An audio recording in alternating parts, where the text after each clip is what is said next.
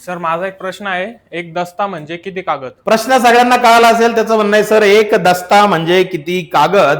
बर, त्याने आज विचारलं एक दस्ता, उद्या मला कोणीतरी विचारली एक रिम, तुम्हाला कोणीतरी विचारली एक डझन. त्याच्यामुळे सगळे घटक समजून घ्या.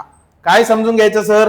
एक दस्ता, दस्त्याआधी सगळ्यात बेसिक की आपण जे कागद मोजतो ते बघा. एक ग्राफ काढला मी इथे, त्याच्यानंतर परत एक असा काढली आकृती. अशा आकृतीनुसार तुम्हाला लक्षात ठेवायचं. परत अशी एक काढली आणि परत एक अशी आकृती काढली. बरोबर आहे. ताण घ्यायचाच नाही भाऊ, ताण घ्यायचाच नाही. याला काय म्हणायचं माहितीये? डझन. डझन म्हणजे एक डझन म्हणजे किती कागद? 12 कागद. ओके. मग डझन, डझन नंतर काय रे बाबू? दस्ता.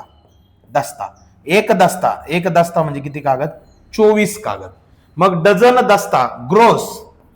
ग्रोस, ग्रोस म्हणजे किती कागद? 144 कागद. आणि सगळ्यात मोठा जो घटक आहे त्याला म्हणतात रिम. रिम मग एक रिम, एक रिम म्हणजे किती? 480 कागद. त्यामुळे एकूण कागद मोजत असताना हे 4 घटक खूप महत्वाचे आहेत. डझन, दस्ता, ग्रोस, रिम. अशा प्रकारे तुम्ही याला लक्षात ठेवायचंय. चढत्या क्रमानुसार लक्षात ठेवायचं आहे.